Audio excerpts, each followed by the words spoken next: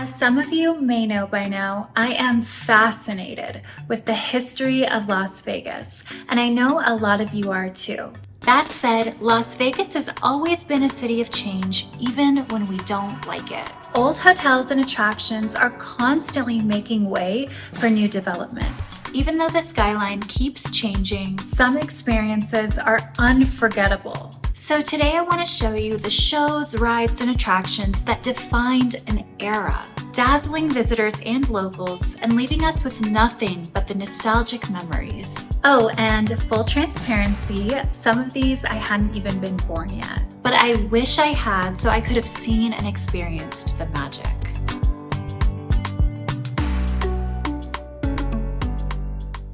When MGM Grand opened in 1993, it was amazing. And do you know why it was amazing? It was heavily themed. The theme was very much focused on Hollywood and movies, with a significant emphasis on The Wizard of Oz. Part of the original casino, along with some attractions and restaurants, featured Oz-inspired decor, including a massive replica of the Emerald City. Visitors entering from the front entrance, originally a giant faux head of MGM's mascot Leo the Lion, would walk through the Emerald City attraction. This interactive experience allowed guests to explore themed rooms, exhibits, and displays based on the classic film. Unfortunately, the attraction struggled to maintain interest and was short-lived. Some visitors believed that walking through the head of a lion, fake or not, was bad luck. In 1996, MGM Grand began a $250 million two-year renovation that would remove nearly all Wizard of Oz theming. The Emerald City attraction was demolished and replaced with the Centrifuge Bar.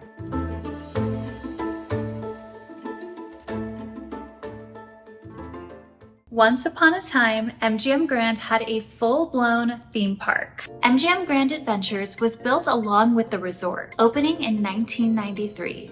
It featured rides like the Backlot River Tour, Lightning Bolt Coaster, and Deep Earth Exploration. This place was immersive and adventure-driven, just like any other theme park, except for the fact that you're also in Las Vegas. The park also hosted live stunt shows and interactive movie experiences, making it such a unique attraction on the Strip. In 2000, MGM Mirage considered other uses for the park's land and closed it for the season, even though it was performing well. They tried to sell the rides but left the option to reopen in 2001. That year, it was renamed the park at MGM and used only for private events, while they explored redevelopment ideas like timeshares and entertainment spaces. In 2004, they began building the Signature at MGM Grand, which opened in 2006. In 2016, Topgolf opened a driving range on the remaining land.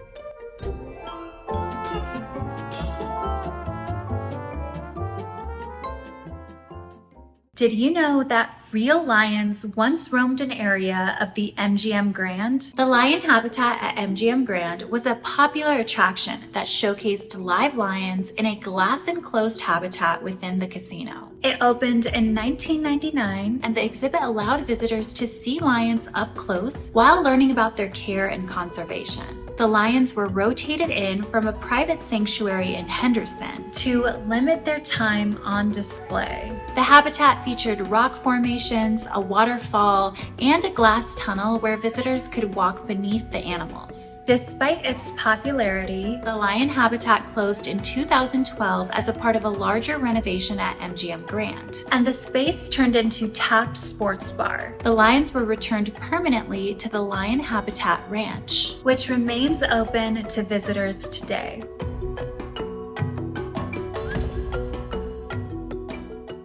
Before the current high roller observation wheel, the one we all know and love at the Link, there was another high roller, a roller coaster that once thrilled guests at the top of the Stratosphere Tower, which is now simply known as the Strat. Opened in 1996, it was a high-altitude thrill ride that circled the edge of the tower over 900 feet above the ground. According to my research, it wasn't particularly a fast ride. nor were there any intense drops, but there was this weird combination of terror and excitement, since the riders would experience sharp turns at insane heights while witnessing breathtaking views of the entire city. Because the roller coaster aspect was weak, guests preferred the big shot gravity drop over the high roller. At one point, the high roller broke down and needed to be fully re-engineered. In May 1996, a piece of the ride came loose and fell 35 feet onto the observation deck. There was another incident where 2 wheels came loose, derailing it and forcing riders to be rescued. The ride was removed in 2005.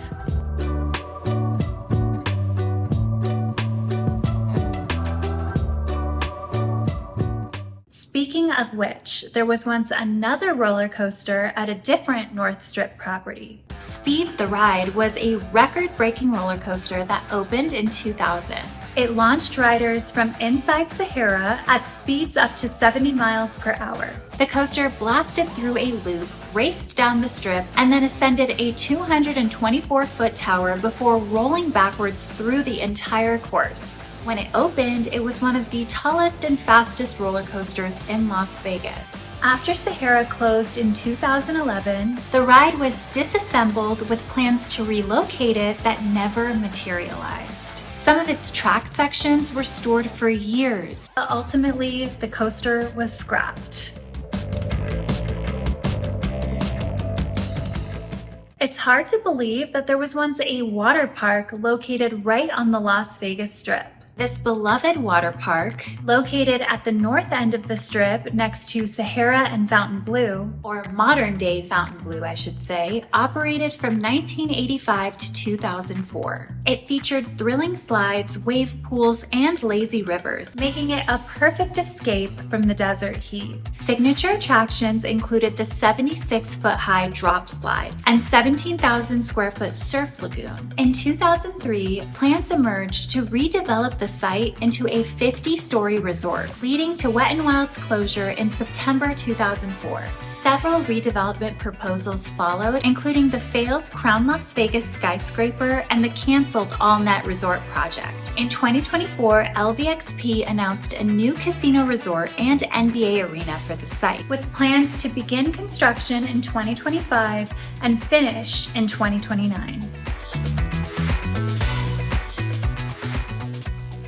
Did you know that there was once a themed Star Trek attraction in Las Vegas? Star Trek: The Experience was an immersive attraction at the Las Vegas Hilton, which is now Westgate, from 1998 to 2008. It featured interactive rides, along with a museum displaying Star Trek props and memorabilia. Cedar Fair took over in 2006, but the attraction closed in 2008 due to low attendance and failed negotiations with the Hilton. There was a planned reopening at Neonopolis, but it never happened due to financial and licensing issues. From 2005, a behind-the-scenes tour called Secrets Unveiled let guests explore the sets. After the closure, many props were auctioned off or destroyed. Some remnants of the attraction can still be found at the property today.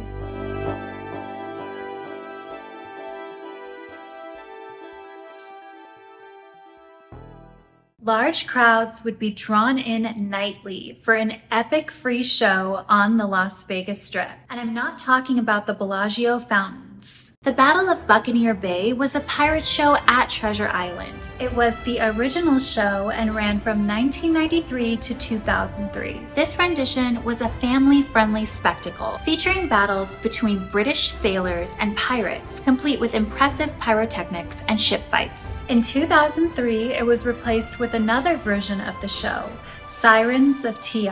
This was a more playful and risque show where seductive sirens battled pirates. While some enjoyed it, others felt it wasn't as grand or family-friendly as the original.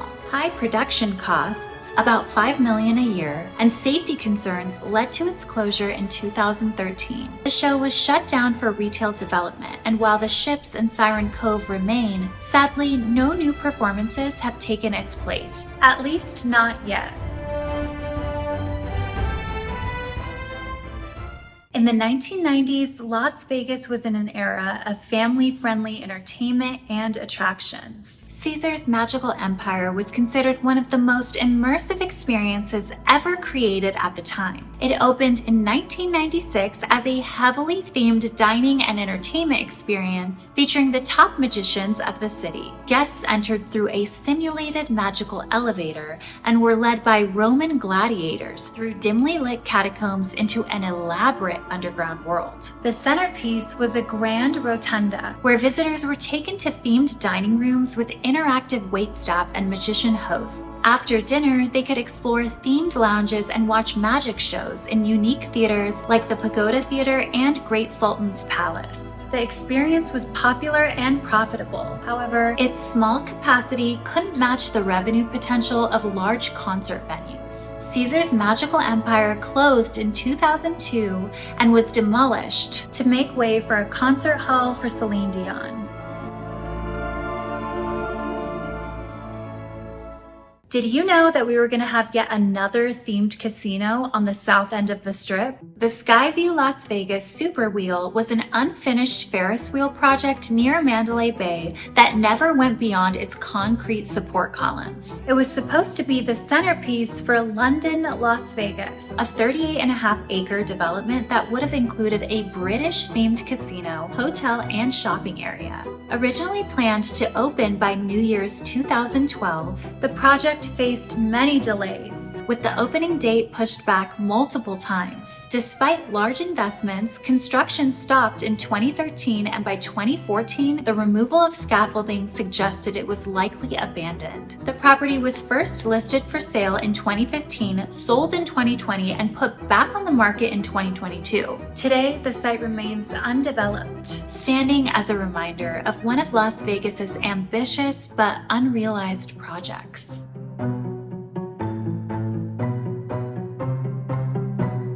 The 90s were a special time in Las Vegas.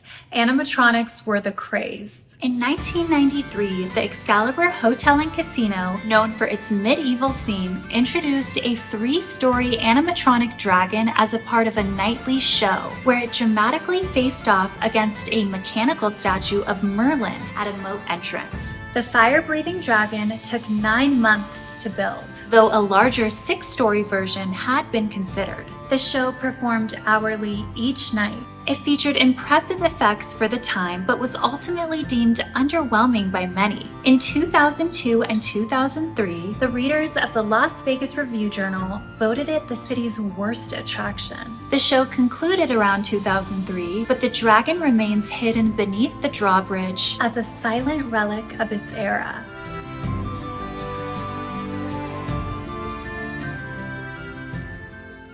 This next one is one of my favorites, and there's a possibility of its return. I don't know, we'll see. Las Vegas has had many free attractions and shows over the years. The Masquerade Show in the Sky debuted at the Rio in February 1997 at the resort's Masquerade Village with a lavish $25 million production. The show featured performers in elaborate costumes, parading on floats that glided along a 950-foot track, 13 feet above the casino floor. The floats, which resembled showboats and gondolas, weighed between 13,000 and 17,000 pounds and traveled at a leisurely pace of 3 feet per second. This event was free to watch, with an option for guests to pay for rides on the floats. It underwent a revamp in 2001 when Dick Foster Productions took over, introducing more adult-oriented themes, including sexier costumes and dance routines. After being scaled back in 2008, the show continued with minor changes until its closure in March 2013. The tracks remain at Rio's Masquerade Village to this day, and there have been rumors about its potential return in the future.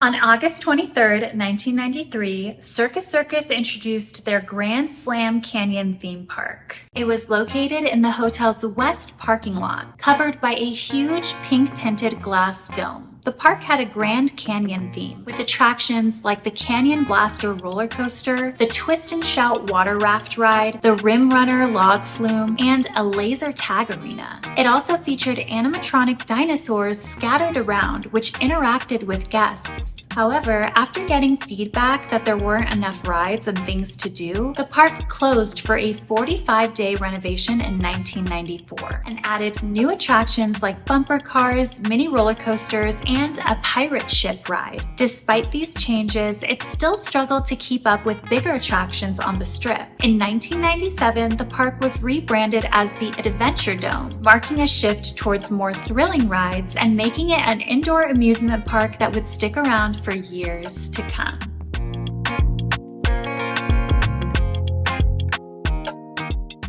Did you know that you could document yourself soaring through Las Vegas on a magic carpet ride? Studio 39 Magic Carpet Rides, located inside Luxor Hotel and Casino, debuted in 2003, offering guests an innovative interactive experience where you could star in your own movie. Using green screen technology, participants soared over Las Vegas on a magic carpet ride, creating personalized video experiences. Visitors could take home a DVD of their adventure, along with photos and souvenirs such as keychains and magnets. The attraction was a pioneering example of immersive entertainment in Las Vegas, but was eventually repurposed for other uses, leaving it largely forgotten today.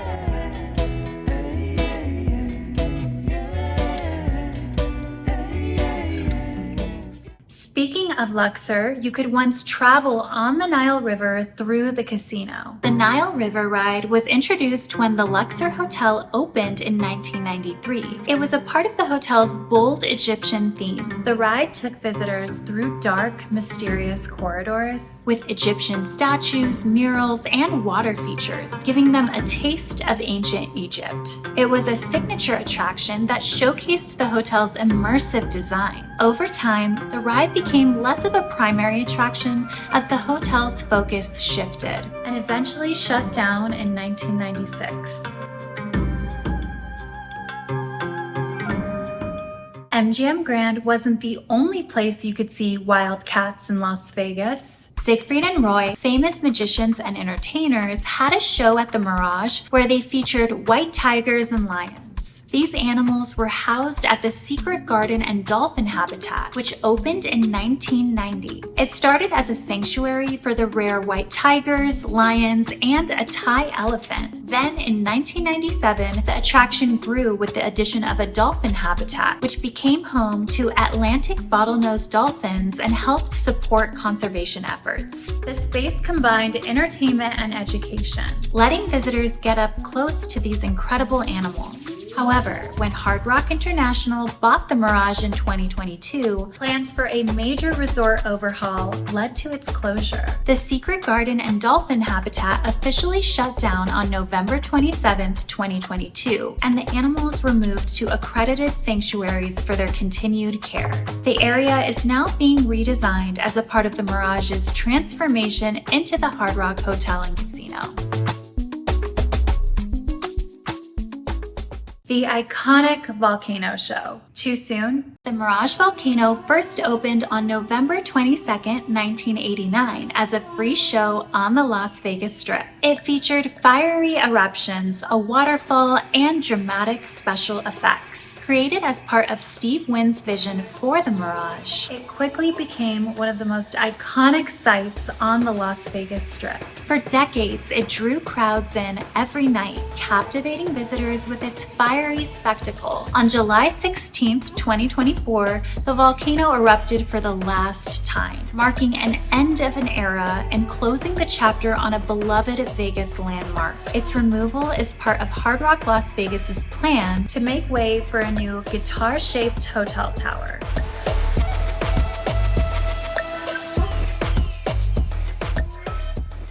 If you ask anyone who loves Las Vegas why they love it, most will point to the sense of freedom they get to experience while visiting this city. But in the past, that freedom was even more layered. It wasn't just the adult freedoms we're familiar with today. There was also this spirit of open-mindedness, the freedom to be a kid, at any age. That's what made Las Vegas so magnetic for people of all generations. While that element may not be as prevalent now, there's always potential for the city to return to these roots, especially if we continue to highlight and celebrate that part of its legacy. Let me know, which one of these do you wish you could visit again? Thanks so much for watching, and until next time, bye!